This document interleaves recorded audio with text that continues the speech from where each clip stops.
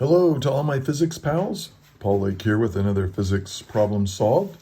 We're going to do a problem that involves energy and rotation. I'm calling it a disk rolls down a ramp without slipping.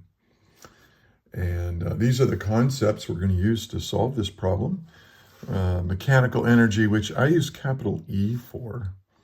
And then gravitational potential energy, which I'm going to use capital U sub G. Some books use like PE or something like that, but so I apologize for that. Physicists can't make up their minds what variables to use. We're going to use kinetic energy, but we're going to have two kinds of kinetic energy. We're going to have linear kinetic energy, which I'm going to abbreviate K sub L, and we're going to use rotational kinetic energy, K sub R. Obviously, I use just the generic K. For kinetic energy, I don't use KE. I think, we know we're talking about energy, so that's just my preference. So let's read through the problem. A disk of mass M with a radius of R is released from rest from the top of a straight ramp that is 10 meters long and inclined at an angle of 20 degrees from the horizontal. If the disk rolls down the ramp without slipping, A, what percentage of its total kinetic energy is rotational kinetic energy when it reaches the bottom? And how fast is it going at the bottom of the ramp? Okay, so let's write out what's given. But before I do, I suggest you pause the video now and try to work this problem yourself. And then when you're done giving it a shot, hit play. Check your answers with mine. You're certainly able to skip around if you want to, but do know that I actually teach these concepts right here. I do a lot of instruction while I'm going through this problem, so it might be a good idea to actually listen to the entire video. All right, so anyway, let's get started. Given, so we've got a disk of mass M and radius R is released from a ramp. So let me draw so here's the horizontal, and here's a ramp, and so I'll give that some substance there, right? It just keeps going, and then here's my disk. So we know this is a disk. Now it's going to be important. It has a mass M and a radius of R. Okay. And then this is 10 meters from here up to here. Okay. And, this is 20 degrees right here. So let's call that theta equals 20 degrees. And now, what are we trying to find? We want the percentage of the energy as rotational kinetic energy at the bottom. The percentage of the total energy is rotational kinetic energy at the bottom. And then for part B, we want to know, when it reaches the bottom here, how fast is it going? Okay. And then let's solve. And I really encourage all of you, if you watched my other videos, I say this every time, draw a picture of the problem.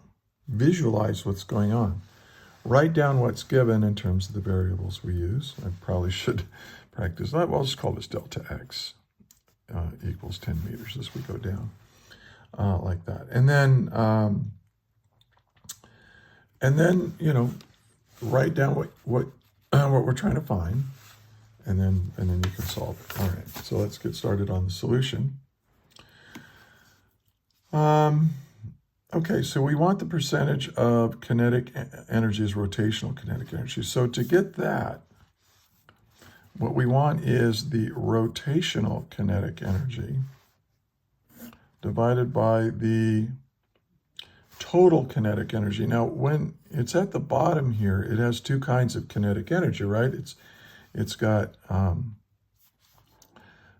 linear kinetic energy, which is 1/2 mv squared, and then it has rotational kinetic energy, which is 1/2 the rotational inertia times the angular velocity measured in radians per second now squared. So when you add these together, you get the total kinetic energy. You can just write it as K if you want, the total kinetic energy. Or you could just write this as KR plus KL if you want. Either way is fine. And then you got to make it a percentage, so you have to multiply that by 100%. Okay, now, how do we get these things? All right, well, one of the things we can see in this problem is that we can use conservation of mechanical energy. We have a certain amount of mechanical energy at the beginning of the problem. We have mechanical energy at the end of the problem. Now, there is friction on here, right? But it's static friction. And all the static friction is doing is making this thing spin while it rolls down the incline. There's no kinetic friction here. We're not turning mechanical energy into the thermal energy of the environment, right? There's no heating going on. And so I can say, hey, the initial amount of energy is equal to the final amount of energy. Now, the initial amount of energy, what kind of energy is it? Well, let's write this out. We've got, initially, we've got kinetic energy plus gravitational potential energy plus elastic potential energy, right? That's the definition of mechanical energy. And these are all at the beginning of the problem. And then we have K final plus U sub G final plus U sub E final, right? I wrote this all the way out. But look, at the beginning here, up here, it's not moving. It says it's released from rest. Always look for that, from rest. So there's no kinetic energy. There's no there is gravitational potential energy. I'll put that mgh here. And then there's no elastic potential energy in here. There's no springs in this problem of any kind. So we don't even need to worry about that. We just cross off the elastic potential energy from our mechanical energy equation. Okay. Now, and when we've reached the bottom, right? We're at the bottom. So we don't have any more gravitational potential energy. We did have some at the beginning, but not at the end. So this goes to 0. So this is the final kinetic energy. Now, what is the final kinetic energy? Well, it's 1/2 the mass times its speed squared plus 1/2 the rotational inertia times its angular velocity squared. Okay? And that's my total kinetic energy, which is what I can put right here. But here's the thing. Oh, and I should have included this up here. I'm going to add it. Rolling motion. You should know how to deal with rolling motion. Because here's what we can say. If this object is rolling, there's a relationship between how fast it's moving translationally, right? How fast its translational velocity is from the center to its angular velocity. They are related. Only if it's rolling without slipping. And that relationship is the angular velocity as measured in radians per second will be equal to its velocity divided by its radius. Okay, so this is something that you need to know. So hopefully you've done some work with rolling motion before, and you need to be able to recognize that. So what does this mean? Well, it means that we can, well, watch, I'll show you what it means here. mv squared. Now, what is this? This is 1/2. Now, what is the rotational inertia for a disk? And this is why we specifically said in this problem that it's a disk. You should know what the rotational inertia of a disk is, or you can look it up. But it is 1/2 the mass of the disk times the radius of its disk squared. So you probably have worked with a table that shows different geometries of cylinders, hollow cylinders, spheres, hollow spheres, and so on. Sticks rotating about their center. So you have a list of rotational inertias. And so this is the one we're going to use because it's a disk. Now, this is for omega squared. Now, this is omega squared, right? But we can substitute this in because it's rolling. You can only do this if it's rolling motion. So instead of omega squared, I can say v over r squared. Well, this is the rotational inertia. Let's reduce this down. This is 1/4 the mass. And then here we have the radius squared, right? Because this whole thing is getting squared, right? This whole thing is getting squared. But that means that's r squared. And we have an r squared here, so that cancels.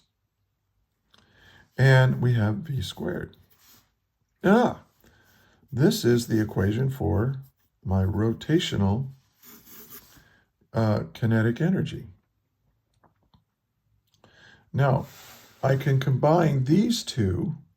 Now, okay, let's figure out what the total kinetic energy is. It's 1/2 mv squared plus 1/4 mv squared. Right? This is the linear kinetic energy, and this is the rotational kinetic energy expressed in terms of that linear speed. 1/2 I, 1/2 mv, r squared is I. And then this is omega squared. So we have this, and we can combine these two. What is 1/2 plus 1/4? Well, 1/2 is 2/4 plus 1/4 is 3/4 mv squared. So this is my total kinetic energy, where I combine the linear and the rotational into one. Well, this lets me solve for part A. Okay, so I can now say, all right, well, K sub r is 1/4 mv squared. And the total kinetic energy is 3/4 mv squared. And this is times 100% to make it a percentage. And this is equal to, let's cancel. The mass cancels, the velocity squared cancels. Even the 4's cancel, and I have 1/3 times 100%. 1/3 times 100%. Well, 1/3 is 0.33333, right? And then times 100%, that's 33.3%. That's, so a third, basically. A third of the kinetic energy of this guy is there. It comes from the initial energy of that. So anyway, hope that makes sense. And hey, if you find this helpful, do me a favor and give the video a like and share it with your friends, and subscribe to the channel if you're a physics student, and recommend it to your instructors. A lot of teachers use my materials, and I'm flattered that they do. I'm honored that they do. And also, if you look in the description, there are links to documents where I have lectures and more example problems like this one. And there's even a link to how to get a hold of me if you need a physics tutor, because I am a private physics tutor. My rates are reasonable. I'm pretty good.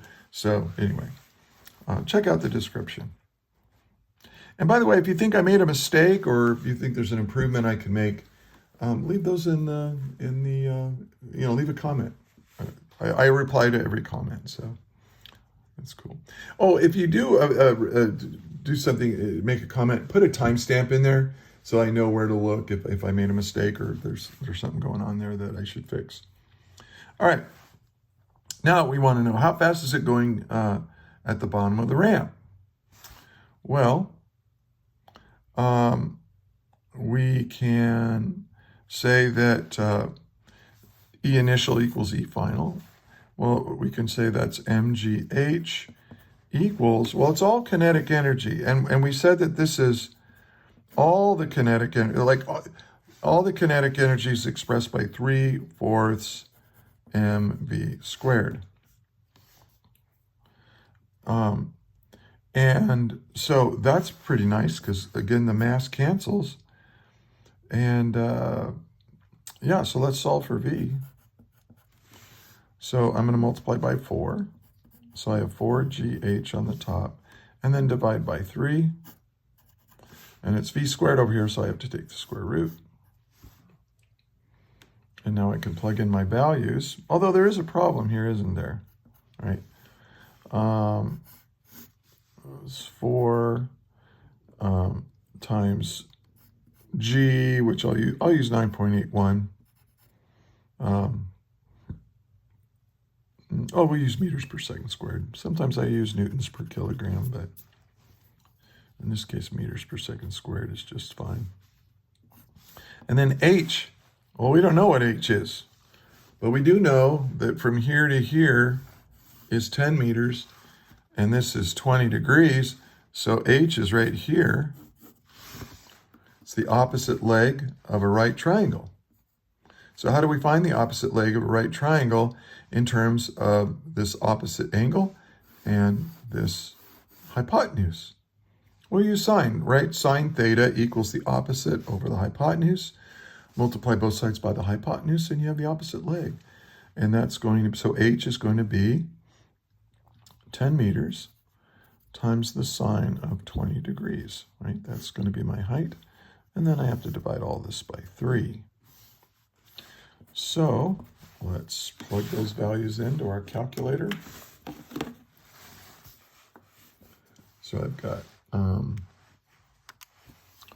4 times 9.8, 1. You don't really need that one. 9.8 is probably fine. Times 10 times the sine of, and I am in degrees, 20 degrees, equals, take that, divide it by 3, equals, and then I want the square root of that. So now the way I do it on this calculator, they have a square root right here, second function on it, but I just raise it to the power. Raise it to the power of 0.5, right? That's the same thing as taking the square root. And it saves me a few keystrokes. And so I get my answer, 6.69 meters per second. And there we go.